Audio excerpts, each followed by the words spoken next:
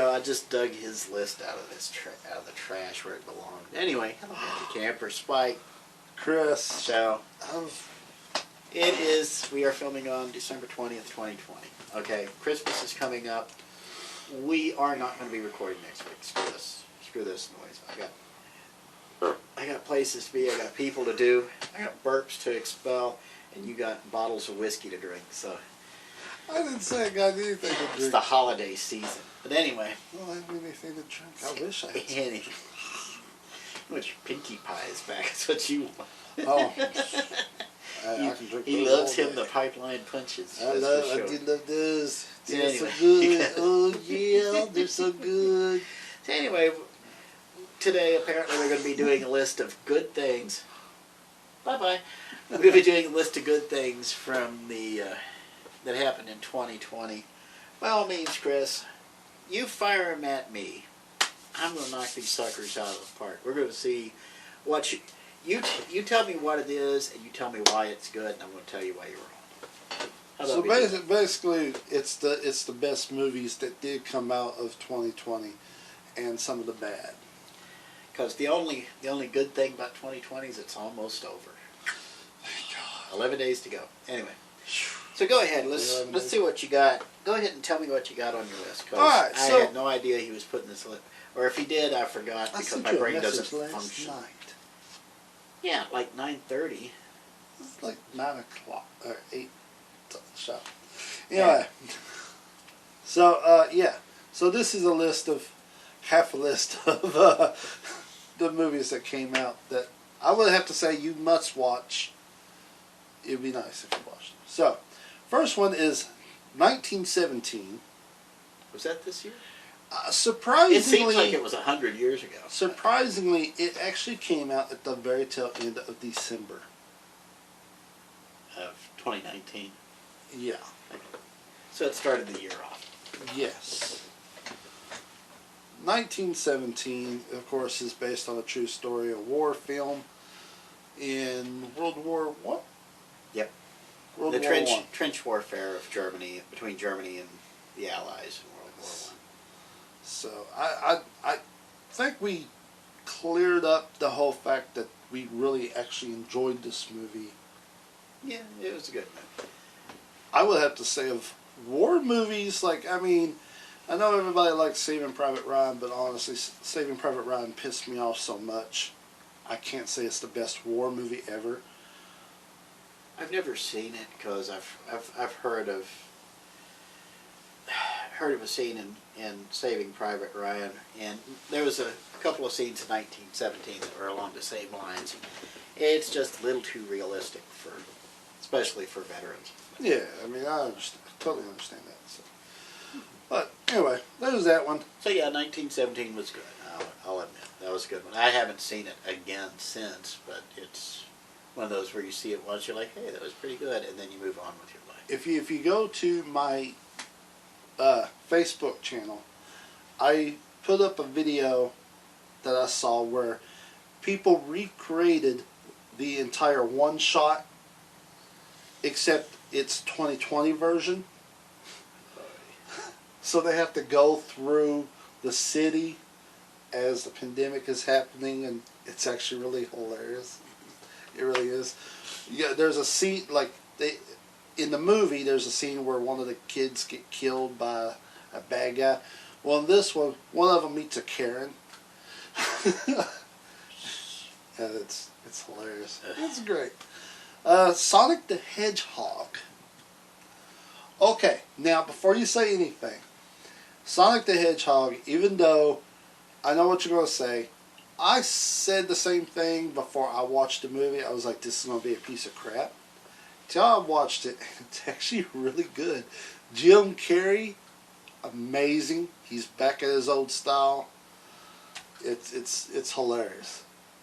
And he doesn't have those creepy little tiny peepers this time, because that was the big controversy last year before it came out. Yeah, they were way off model on that thing, because he had teeth, and he had these tiny little eyes and stuff, and everybody's like, ooh, no. So they made the eyes bigger and got rid of a lot of the teeth. So yeah, they fixed him up. Thank goodness. which is a lot easier to fix the CGI than it is to try to fix the script. So, Yeah. but that was probably more the Jim Carrey show than anything else. And Jim Carrey, for all his faults, by God, when he wants to be funny, he is hilarious still to this day. So He is hilarious. then again, I remember him from In Living Color. You remember him from The Duck Factory. So we The kind of have a Duck history. Factory. We kind of have a history with Jim Carrey. The Duck Factory, man. If you've never seen The Duck Factory, look it up. It was his very first time His he's first, ever done yeah. anything. First movie was Once Bitten, and then In Living Color, and then he blew up from In Living Color on. So, yes, awesome. Figures out that the entire cast of In Living Color is the white guy who gets the success out of it. Especially since all the producers were black. That's the hilarious part. Anyway, Ian Ivory Wayans, I don't think is sweating Jim Carrey any for his success. Because Keenan's been a star maker before. He'll be it again. Anyway. Yeah, it'll be all right. Hamilton. Now I know he doesn't like musicals, but look, Musical interludes suck. I love Lin-Manuel Miranda. He is freaking amazing. He's done the music for Moana. He did the music for, oh shoot, I forgot what the other one was. But he's done a lot. He knows how to take music and use tropical beats and everything, jazz and all that, just throw it into one.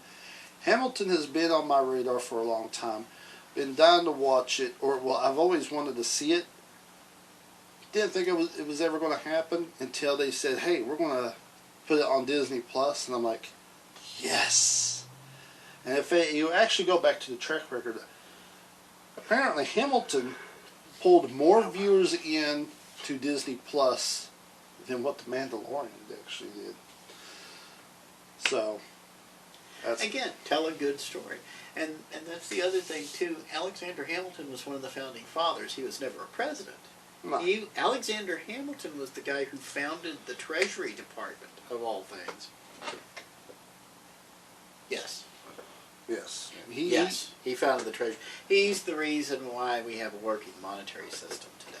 Yes. Despite and they all the explain troubles. all of that in the play, and it's a non-stop musical. They talk about not just his the stuff that he did great, but also his flaws on cheating on his wife, and all the bad things that has happened to him because of him. So they discuss all of that, and it's just so well done, so smartly done. It's just amazing. It really is. It's good. So if you haven't seen Hamilton, check it out. Disney Plus, amazing. Yeah, I'll take your word for it. I still haven't seen it, but You should. It's really good. I'll usually see. I'm going to put Hamilton in with like probably Seinfeld and Scrubs and all these other things, but I won't see it until about 10 years later, and then I'll be like, hey, it's actually pretty good. Yeah, probably. Onward. Onward. Pixar movie. Or was it Pixar or DreamWorks? It was Pixar. Pixar, okay. Pixar movie about two brothers going on this grand adventure, but it's done with their like mystical creatures and stuff. This movie surprised the hell out of me. And not just because, well, Pixar movies are always good, but the story. Oh my goodness, the story. And there's one sacrifice scene in the movie that really very touching, but it's like the best heartwarming scene in any Pixar movie to date, to me. A lot of people might disagree. They'll say, oh no, Toy Story is way, heartwarming. No, the scene where you got the younger brother who's never got to see his dad. You get the older brother. The younger brother sacrifices that one moment because he's only going to get to see his dad for like maybe a couple of seconds. So he sacrifices himself for his older brother to actually get to see and say his goodbyes before it was too late. And it's just really like, wow, holy hell, that was genius. Loved it. A very Pixar thing to do. Pixar tends to hit you in in the gut with those kind of movies. Exactly. That's why it's like this is way different than all of them. Again, because Pixar knows how to actually develop a character, which is something most people at Disney do not know how to do anymore. Exactly. Unfortunately. Pixar can actually stand on their own. They don't need Disney. They always They stood can on open their up their own studio and do their own crap. They'd be great at it. But yeah, it's on Disney Plus. Go check that out. Tenet, the movie that was supposed to save Hollywood, from Christopher Nolan. And of course, if you know Christopher Nolan and his ways of making movies, it's going to be a total brain confusing, just mix it all up there where you don't know what the heck's going on. This one is all about time. Really well. You're yawning over there. I don't know why I'm yawning all of a sudden. It honestly has nothing to do with his list. I am. Just I've hit you had- one of the. I do that too. I just get a yawning jag, and it just ticks everybody off. But I honestly don't mean to. Anyway, so Tenet was one of those, like you said, it was supposed to save the movie theaters. Didn't see it. I haven't watched a whole lot of Hollywood stuff this year. Maybe this is something I should do. Just buy a month, turn on Disney Plus for a month, watch all these things. When Soul comes out Christmas, okay? Soul comes out at Friday. Christmas. Friday. They already announced it. Friday. What? Soul. Which is And Wonder Woman 84 comes out Friday as well on Yes. Christmas Day. I'm afraid of Wonder Woman 84 is just going to be a Trump bash, but Actually, no. Apparently, people has already saw it, and it is the top. Like even Rotten Tomatoes gave it like top score, and everybody's coming out that got to actually see the movie yeah. are saying really good things about it. It even there's a little clip I saw where Christine Wiig, Gal Gadot, and Patty Jenkins were all celebrating because of what people thought about the movie. So. Well, I was just nervous because it focuses on Maxwell Lord, and Maxwell Lord was a send-up of Donald Trump back in the comics, back in the 80s when he was first created. Either way, has nothing to do with Tenet. I'm just saying, Disney Plus, I might go ahead and start it up before Christmas and then catch up on Hamilton and Onward and Soul and awesome. everything all I at would once. love to hear what you thought about some of these things. So we'll probably do that after New Year's and do a quick rundown of them. But anyway, so what else you got on your list? Death on the Nile, which is, of course, the Agatha Christie novel mystery with Poirot. Hercule Poirot, yeah. Poirot. Death on the Nile was the sequel to Murder on the Orient Express. Yeah, Murder on the train movie. Murder on the Orient Express has a bunch of great stars in this movie. I loved it. I'm loving the way they're doing this, and if it's Kenneth Branagh who directed the first Thor movie. He's directed a bunch of other movies as well. He's also an actor. He plays Poirot. He's produced it and directed these films, and I got to admit, he's doing a great job. I can't wait to see more. If you're not familiar with the Agatha Christie mysteries, then I suggest you check them out, especially if you really love a good story about mystery and mayhem and all that stuff. Agatha Christie she was a mystery writer back in the first half of the 20th century, and she wrote a bunch of stuff, and she likes to write about large casts of characters and how they interplay with each other. So, and being basically a traditional murder mystery, one of the best, right up there with Sherlock Holmes. She has to create a bunch of characters just to give you a list of suspects to choose from who would have done this thing. And it's one of those that is just custom made for Hollywood because you have a large cast, you can get a bunch of, like the guy who produced Thor is producing this one. He got all his buddies and the people his buddies knew to make cameos and appearances in this film, and it just looks like a big old Hollywood star fest. That's what Agatha Christie films are. Yeah. And when you've got these big casts, you get all these famous people, and they get to sit there and chew up the scenery and stuff, because it's just a blast from start to finish. Now, I remember the remake of The Murder on the Orient Express. Somehow I missed. I didn't even know they had made this one. This is the first Really? time I've heard of it. So, Wow. but oh well, I didn't go watch the remake of Murder on the Orient Express And either. Perot has this, I forgot what it's called, HD or a whatever, you know, things that has to be even or straightened out. His character is so wacky. I'll explain this to you. There's a scene where he steps in a pile of dog poop or something. It was poop. And instead of scraping it off, he went and took his other shoe and stepped in it so it would be even. Yeah, that's a Hercule That is Poirot thing to do. Yes. so it's that kind of wacky detective. He's got the CDO because it's in alphabetical order like it should be. Like Monk. Yes, like Monk. Monk was based heavily on Poirot. Oh, really? I did not. Yeah, that actually explains a whole lot. Yes, I didn't even think Not of the that. new under the sun. I never put the two together at all. You're right. Wow. Anyway. But yeah, it's a great movie. You will love it. Check that out. I don't know where you can find it, to be honest. I don't. Probably on Amazon. I think I saw it somewhere. I don't know. It's laying on like his shelf somewhere. Like it's like I don't know if it's on Hulu or if it's on HBO Max. Oh wait, no, it's on HBO Max.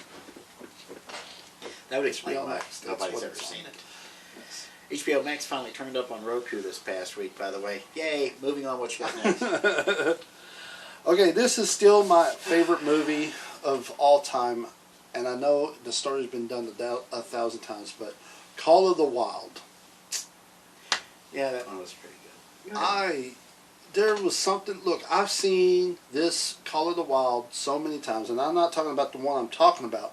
I'm talking about there's been different movies about the dog and everything throughout years. There's like a bunch of these movies. But this one, to me, seems to be so different for some odd reason. I really, really love it.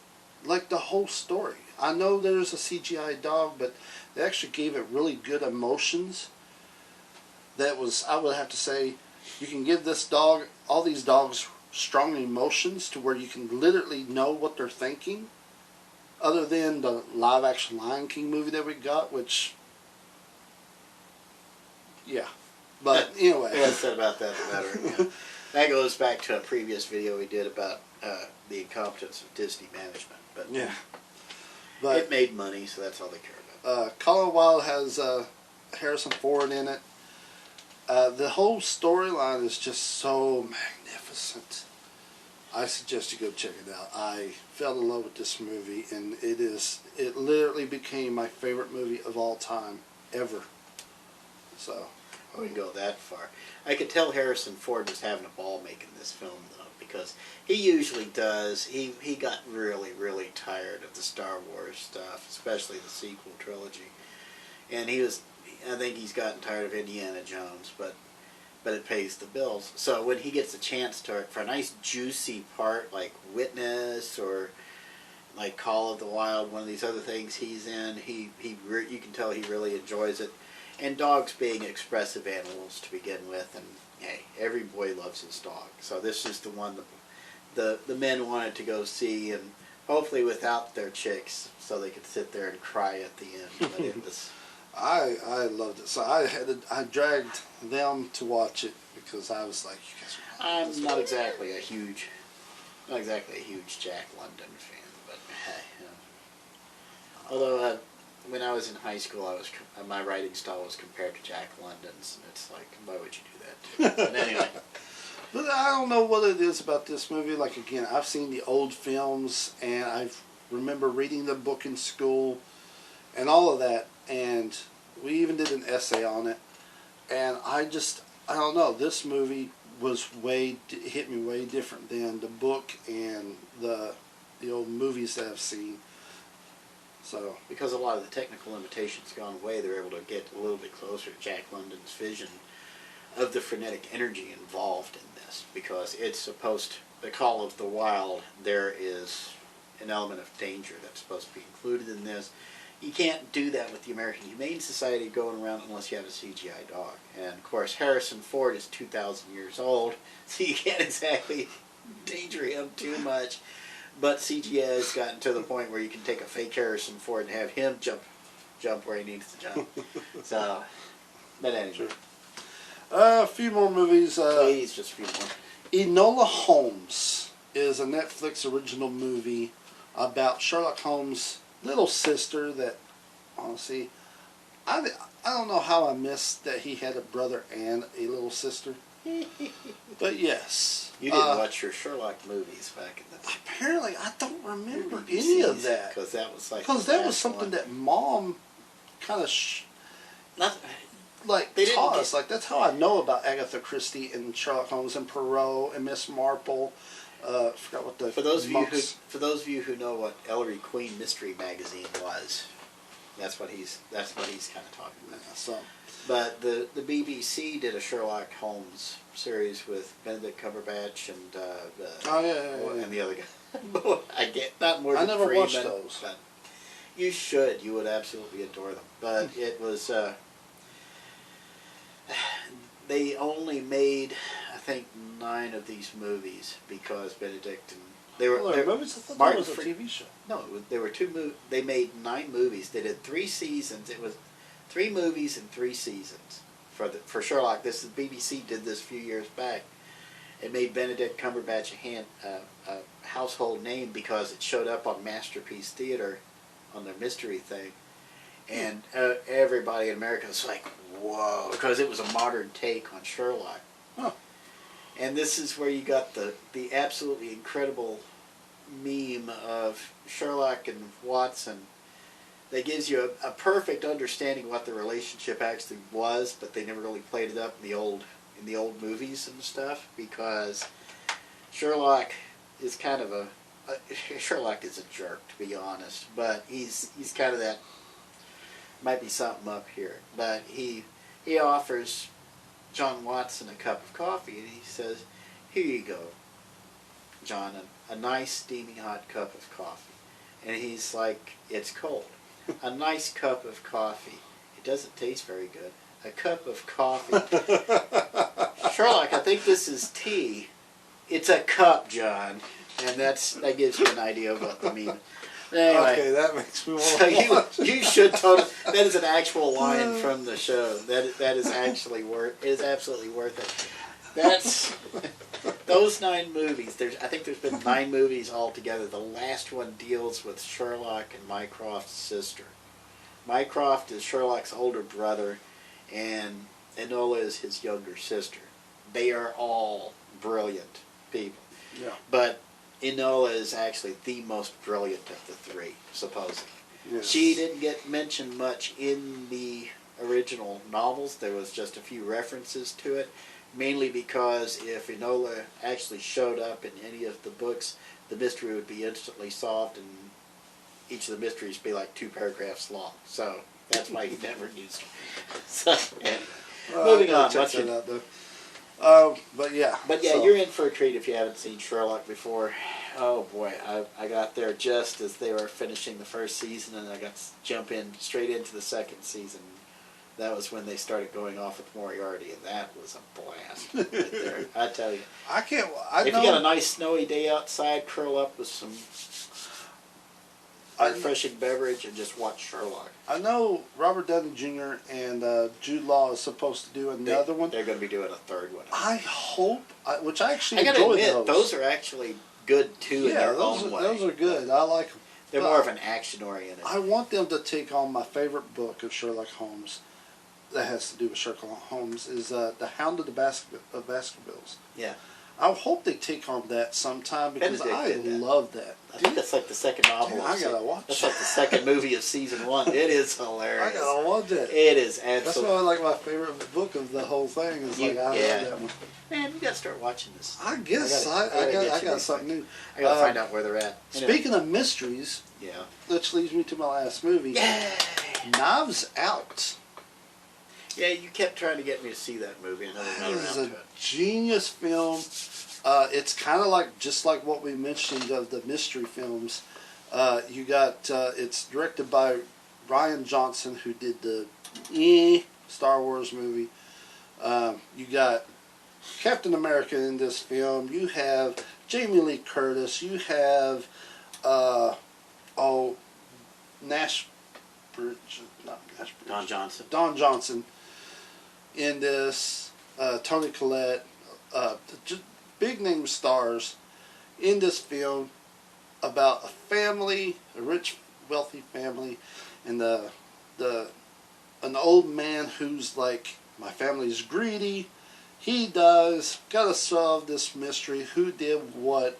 You'd be shocked and surprised about what happens because they tell you what happens, literally, and you're like, wow. Well, I hope the person that did it actually gets away.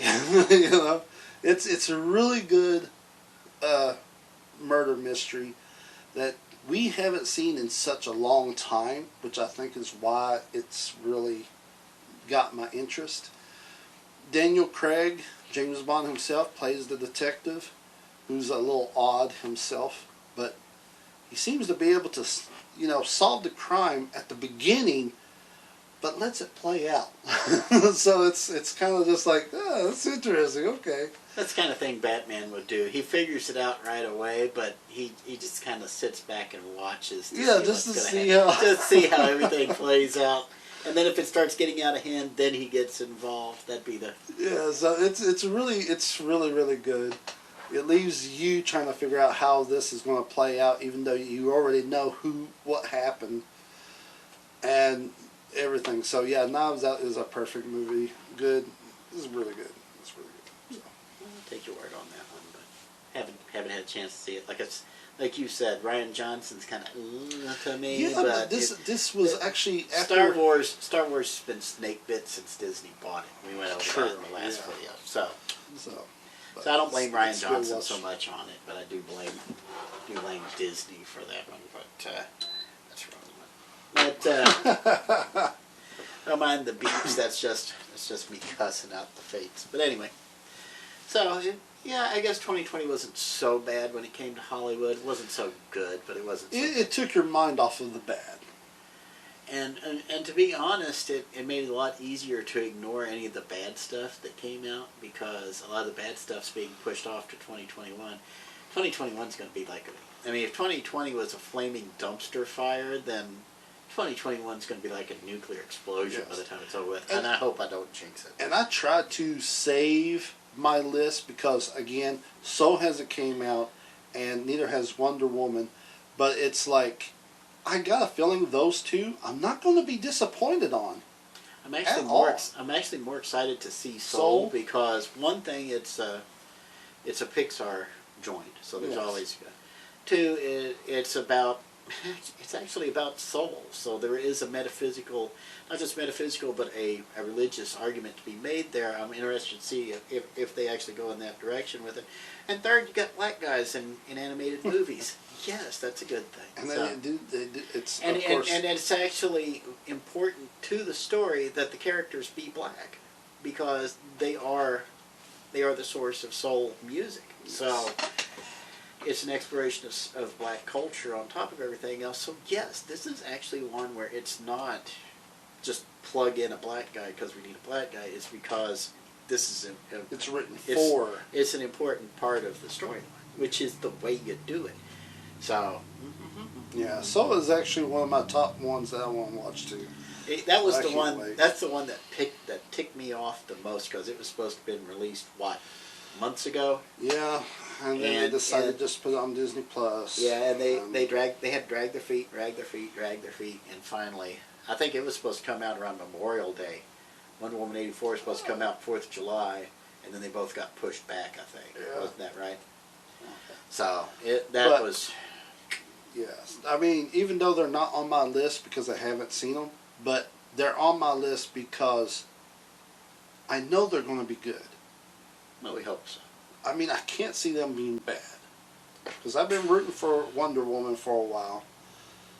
So I've been rooting ever since we saw the very first trailer. So I was like, oh, obviously that's going to be good. I mean, and it's not just because it's Pixar. It just seems like it's going to be. It didn't show any childlike quality to it. You know what I mean? Mm-hmm. Like, it's nothing that a kid's going to be like, oh, wow. It's one of those things where a grown-up's like sitting there like, ooh, that actually looks interesting. There's nothing childlike about this trailer that I'm watching because there's no character going about like, look at me, I'm for kids only. You know, Yeah, it's that's what Pixar does.